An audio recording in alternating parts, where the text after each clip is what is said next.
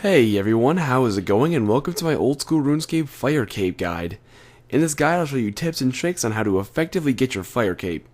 This is a very long guide, so in the description I have left an index where you can skip around to certain parts of the video if you want to, and I also have links to all the pictures that I will be showing you throughout this video if you want to look at them for reference. There are no real requirements to participate in fight caves. However, there are certain minimum requirements that you should have if you want to be relatively successful at trying to get your fire cape. The first minimum requirement will be 61 plus range for a rune crossbow, 43 plus prayer for all the protection prayers, and 40 plus defense. This is not a pure guide, like for 1 defense pures. I have never done a fire cape on a 1 defense pure, and obviously I can't make a guide on something I've never done before, so this guide is focusing on berserker pures and mains. The recommended requirements are 70 plus range for Black D-Hide, Carol's crossbow if you choose to use that, etc. 52 plus prayer. 52 prayer doesn't exactly give you anything you need, it's just that the higher prayer you have, the better off it is. When I got my first fire cape as a berserker pure, I had 52 prayer, and I got a little low on super restores, but it was still high enough. And lastly, 40/70 defense, because again, this is a guide for berserker pures and mains. Alright, so the first gear setup I am going to go over is the berserker pure gear setup. The setup for this is a proselyte helm, fury, god D-Hide body, proselyte plate legs, snakeskin boots, barrow's gloves, rune crossbow, unholy book, Ava's accumulator, and broad bolts. Basically, the setup is going to maximize your prayer bonus. As you can see, I have 21 prayer bonus, which is pretty dang high. The higher range you have, however, the less prayer bonus you need. So if you have pretty high range, like 85 plus, you could probably swap these legs out with rune plate legs. The reason why is the higher range you have, the faster you can kill the high level mages, which is where most of your prayer gets used. So unless you have pretty high mage, you're going to need the prayer bonus from this proselyte, but otherwise, you can swap it out with something like rune plate legs. If we look at the inventory now, we have Diamond Bolts E, a ranging potion, Purple Sweets, 8 Sarah Brews, and the rest super restores. Purple Sweets are a nice thing to bring if you can afford them. They're pretty expensive, and they're not necessarily required. When I was a berserker pure and I got my cape, I didn't bring Purple Sweets, and I was just fine. But if you're feeling unconfident and you just want to make sure that you're not going to run out of food, you can always bring some Purple Sweets. Alrighty, this is the first setup I'm going to be showing you for mains.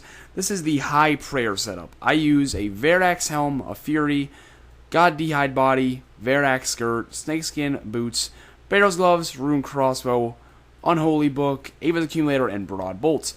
This is basically the same thing as the berserker pure, except you have higher defense. Veracs, helm, and legs give, I think, the same prayer as proselyte, maybe a little less, correct me if I'm wrong, but they also give much more defense, which is why it's a lot easier when you're a main, not only because you have higher defense to begin with, but you also have the benefit of having higher defense gear. If you look in the inventory, once again, it's basically the same thing except no sweets. We have an SGS if you have one, diamond bolts, a ranging potion, 7 brews, and the rest restores. I bring 7 brews because, just in case, on an average fire cape, if I have a Ceradome and Godsword, I literally will use 1 to 2 brews. But this is the amount of super restores you need. I'm 70 prayer, and if you are around that prayer level, you really do not use that many super restores, but you may as well fill your inventory just in case. Alright, I'm going to show you guys one more inventory setup. The second main setup I am showing you is the Guthans method. All you have to do with this is replace the Veracs helm and skirt with a Guthans helm and skirt. This gives you much lower prayer bonus, which is why you're going to need more super restores. Guthans is a good thing to bring for fight caves if you have it, because all you have to safe spot is the level 180 meleeers, and then you range the 360s. Everything else you can just heal on with Guthans, that way you keep your HP high, and you really honestly don't use any supplies this way. If you look in the inventory now, of course, we have the spear and the plate body switch, a ranging potion, some diamond bolts, 6 brews, and the rest restores. As I said, your prayer bonus is a lot lower on this one, so you are going to need more of these super restores, and you'll probably end up using a lot more of these. Alright guys, well now that you know some basic gear setups that you can use, let's talk about some of the basic concepts you should understand before you start the fight caves. So one last setup I want to show you guys is a bit of a welfare setup. I understand that not everyone can afford really good gear, so I thought I'd put together a quick little setup that is not too bad at all and is under 500k. So you have a Helm of Nidazat, an Amulet of Glory, a black d'hide body, proselyte legs, snakeskin boots, Barrow's gloves, a rune crossbow, a rune kite, an Ava's accumulator, and broad bolts. This gives you a nice mix of defense bonus and prayer bonus. It doesn't give you spectacular defense bonus or spectacular prayer bonus, but it kind of gives you a nice mix, and realistically for under 500k, this is about as good as it's going to get.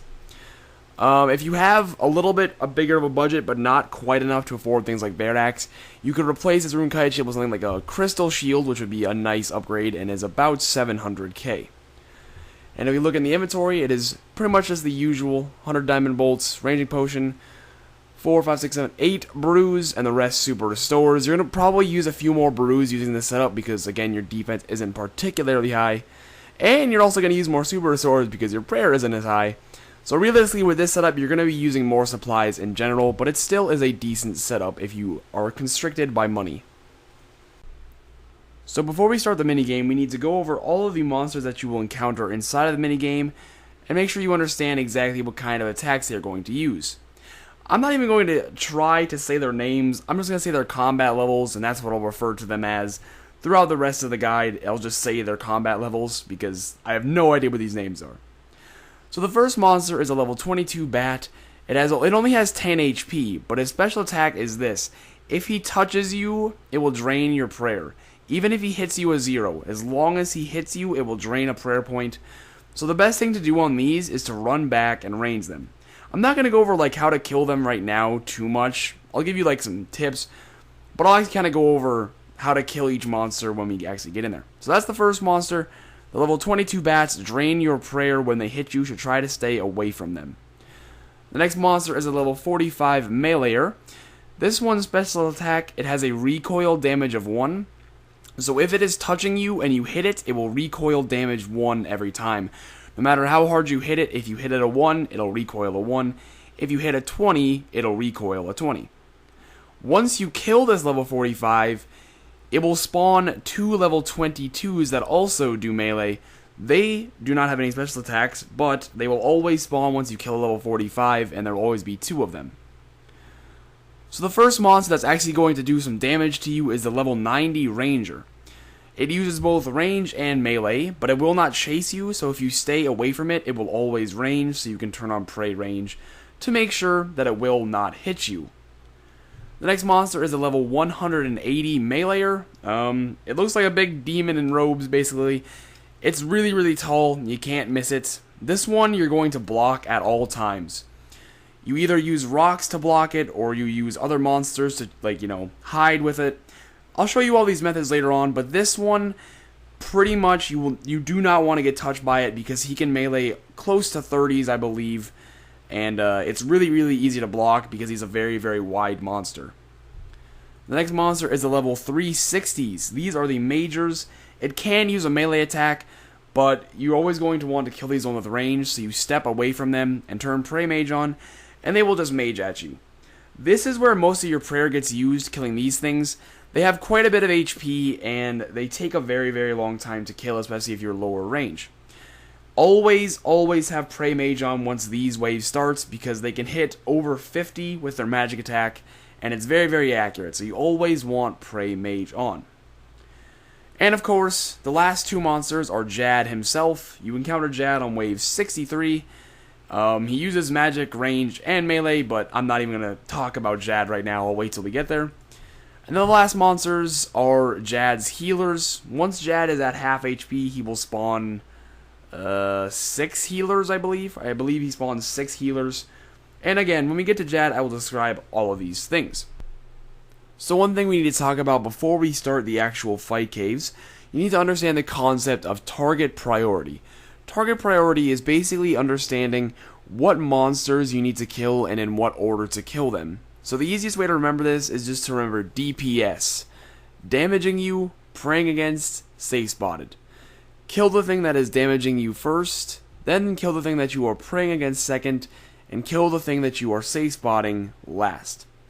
The example I have on screen is if, for example, on one wave there was a level 90 ranger, a level 360 meleeer, a level 360 major, and a level 180 meleeer.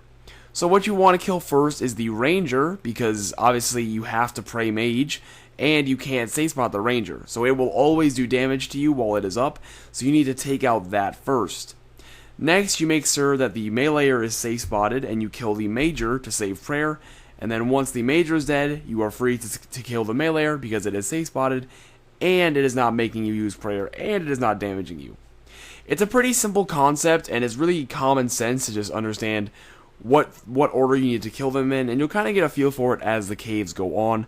But just understand that knowing which monsters to kill in what order is very, very important. And I will be showing you, obviously, tips and tricks throughout the guide on how to get things stuck and, how to lure them properly so that you can follow this target priority example. But anyway, I think with that being said, we can start getting into the caves. Here is a map of the fight caves. As you can see on the right hand side, I have Italy Rock labeled. Italy Rock is the rock that we are going to be using today in order to safe spot everything. As you can see in the green circles, I have safe spot areas. That's the areas you're going to stand in to safe spot things. And the white circles are the corners of that rock area where they get stuck on. Basically, how this works is you cannot get them stuck going certain directions. For example, if you are standing to the right of the topper white circle here, they will not get stuck going that way. So what you have to do is come back around and stand in this middle green area, and then they'll get stuck going that way. When you watch me do a few waves, you will understand what I mean, and I will explain it more. But this is just a quick little visual reference of what the caves look like and the area that we are going to be using. Well guys, once you're geared up and ready to go, you can come just south of the Tizar Bank and you can enter the cave and get started.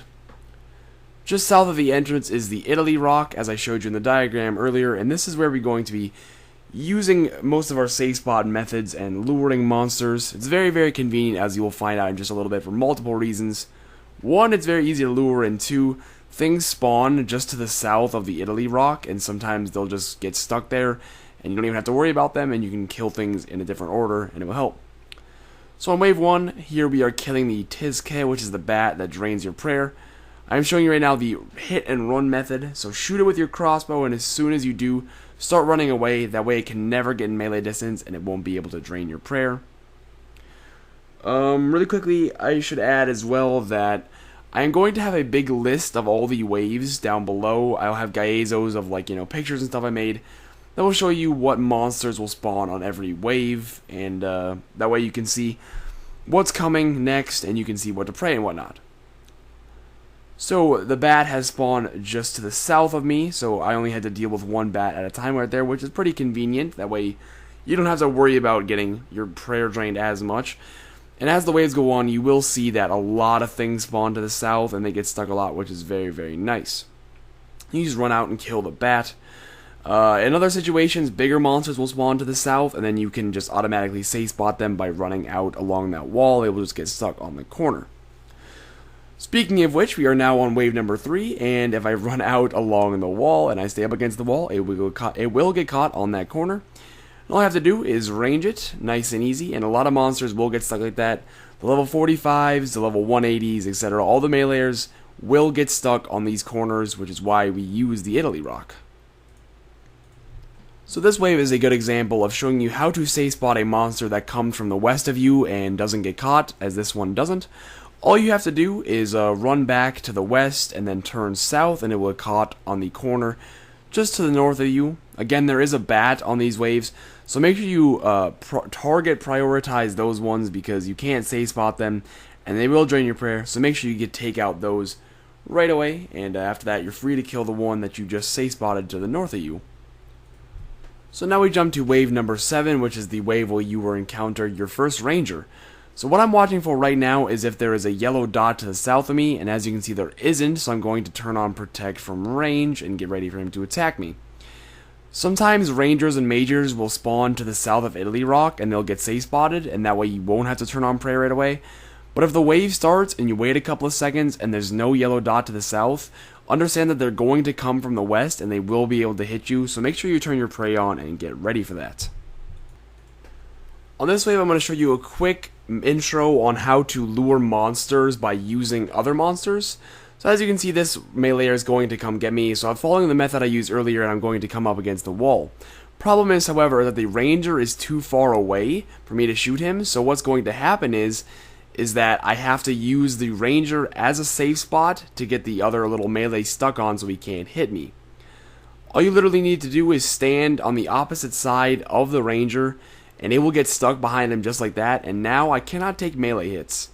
This is probably one of the most used methods of luring in the fight caves. You'd be surprised how little you actually use the rock and how much you end up having to use other monsters as safe spots. And then once the ranger is dead, what you can do is just run south and actually use the rock again to fully safe spot it and kill it. That's just a quick little intro. I will go into it more depth later on when it really matters on the later waves. But that was just a quick intro on how to use other monsters to your advantage to lure them so that you don't take any damage. So once you get to wave 15, you will encounter your first big meleeer, the level 180. These ones you have to safe spot every time, whether it be using the rock or safe spotting using other monsters like the method I just showed you. You need to keep this one safe spotted at all times. So this one approached me from the west, so in order to not get hit, I'm going to turn on Protect from Melee quickly and then run to the west and to the south once again, and he will get caught on the rock. These ones are very, very easy to kill. They only have 80 HP and they're really, really easy to lure and get stuck on things. You just got to make sure that when they approach you, you turn on Prey Melee quickly because they can hit you over 20 and they're pretty accurate, so they're a little dangerous sometimes, but they're very, very easy to lure. On wave 22, you're going to have to kill a ranger and a level 180 meleeer. So as you can see, what I'm doing here is I'm waiting for the meleeer to get to me, and as soon as he does, I quickly turn on Protect from Melee. Then I turn range back on, and I use the ranger to lure and get the monster stuck. Like I said, you use monsters to lure a lot, and as you can see, it's very, very easy. All I had to do was get the monster around the back side of the ranger, and then I can just use the ranger as a bit of a block. So once I kill this ranger really quickly, I'm going to run to the south and use that area as a safe spot. That's pretty much the easiest way to do some of these things, is if you are using other monsters as safe spots, you can run to you can run to the east and it will get stuck on this corner once again, as you will see right there, and you're free to kill him.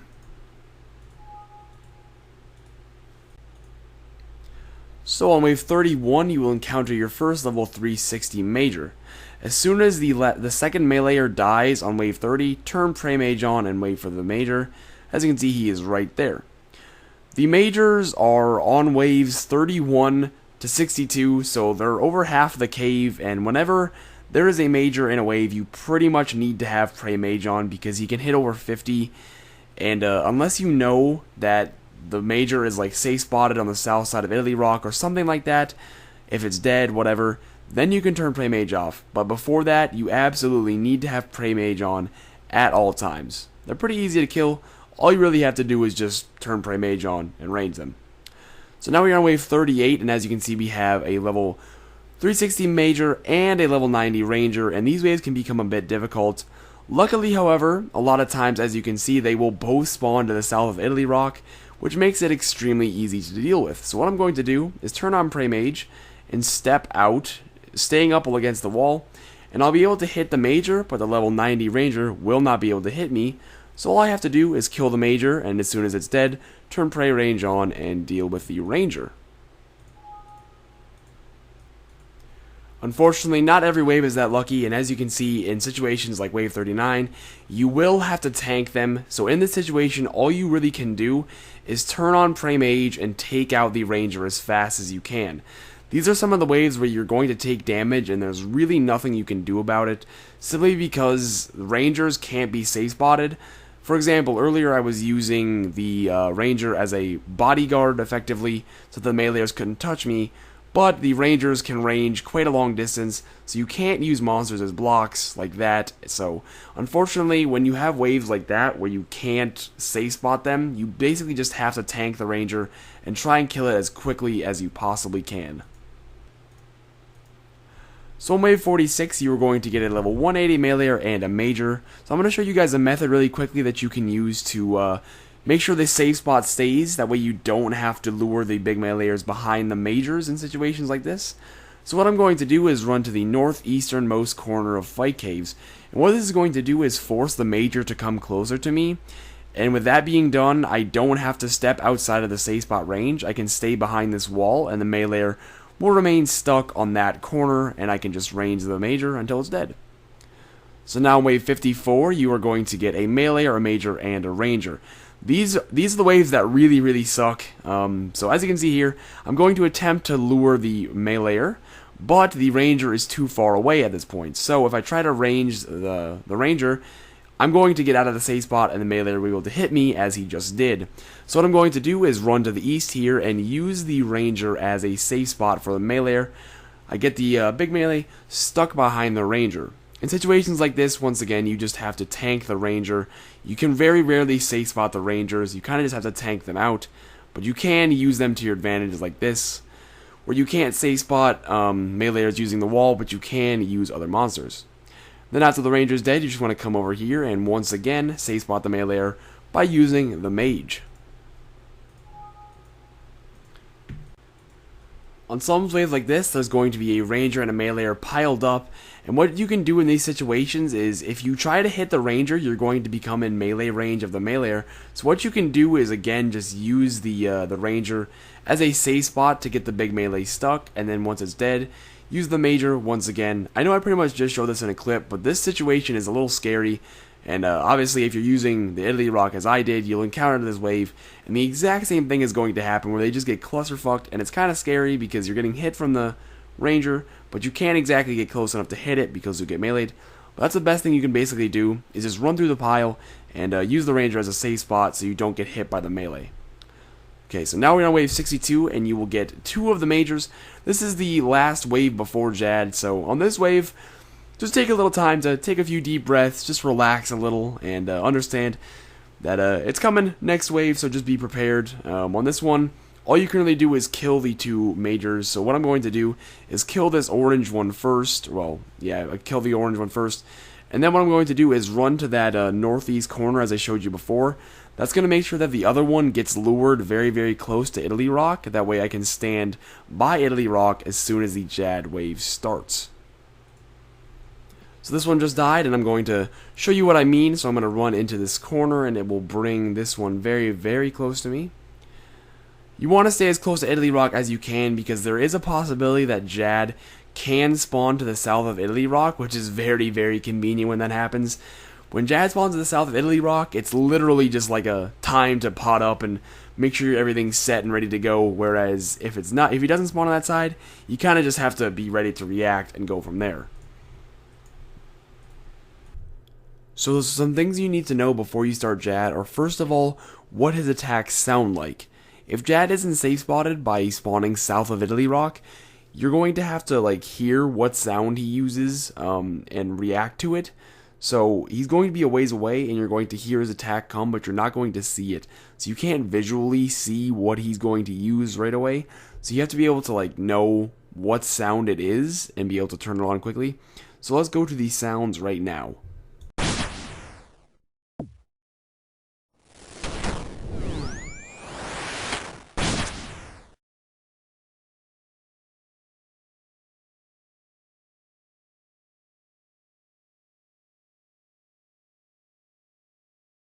Alrighty, so once you have studied the sounds and watched what his attacks look like and you feel comfortable and are ready to start Jad, kill the last level 360 major and Jad will start. My number one piece of advice to you at Jad is literally to just stay calm. Switching prayers is very easy as long as you just focus. People's problem is that they get a little hyperactive and they start clicking on the wrong things. And it can all be avoided if you just stay very calm and focused on what you're doing. So when the 360 is about to die, what you want to do is make sure you have your sounds on, brew up over your max HP, put on your diamond bolts, and drink your rage potion. Run into this corner and then wait for Jad to spawn. In about 2 or 3 seconds, you're going to see that there is no yellow dot to the south, so I know he's right there, and that was a mage attack. So once he's out here, all you want to do is just focus on Jad. Watch his feet. As you saw earlier, when he raises his front feet, it is a magic attack, and when he slams his feet on the ground, it is a range attack, just like that. Switching prayers is very, very easy on Jad, as long as you just pay attention and just don't overthink things. I know for a fact I've died a few times before at Jad, because I instinctively just click on the next prayer, even though I know for a fact it's like, for example, I know for a fact it's a range hit, but I just get like hyper and I accidentally click on magic, and then you get hit. That happens to a lot of people, so really the best advice I can give you at Jad is just focus on his feet, make sure you know what prayers you need to turn on and when, and just try to stay as relaxed as possible. I know it's kind of hard, it is, because if you want your fight kit really bad, you just naturally hyper. It's a natural thing, and I understand that, and just, realize too that not everyone gets their fire cape on their first try. Usually it definitely takes some practice, so if you fail, don't be too discouraged, and just carry on. So, as you can see, I'm getting very close to 150 HP. At 125 HP, Jad's healers will spawn, because that is half of his health. So one more hit, and then the healers will spawn. Okay, never mind, they spawn right there. So, here's where a lot of people die as well. When the healers come out, what you want to do is focus on one at a time. So I'm watching Jad right now, and it's a mage hit. So what I'm going to do is click on one healer, and then focus entirely on Jad. And it's a mage hit. Now I'm going to attack the next healer and focus entirely on Jad, and it's a range hit. Now I'm going to attack the next one, focus on Jad, so on and so forth. The problem that people have with healers usually is that they try to focus purely on getting all the healers attacked, when what you need to do is just focus on one healer at a time, and then just in between healer attacks, focus on Jad, and that way you will never miss a prayer switch. So, once you've attacked every single healer, make sure you take a few steps away from Jad, because if you are in melee distance, even if you have all the healers attacked, if the healers are within melee distance of Jad, they will heal him, even though they're attacking you. So make sure you take a few steps back, that way they cannot heal Jad at all, and just finish off the kill, as you did before. Hopefully this guide has helped you guys. Jad, I would say, is not even the hardest part, because, like I said, if you just stay calm and you focus on switching your prayers, Jad is extremely easy. The problem is people just get too nervous, and, hopefully this advice that I've given you about focusing on healers, etc., has helped you guys to get through fight caves, helped you kill Jad, and obtain your very own fire cape. Well guys, that is it for this guide. If you have any questions or comments, leave them down below. This is by far the longest I've ever spent making a guide, without question. So if you guys did enjoy this video or found the guide helpful, please leave a like and leave a comment down below to let me know. And once again, have a nice day, and hope you guys all achieve your fire capes.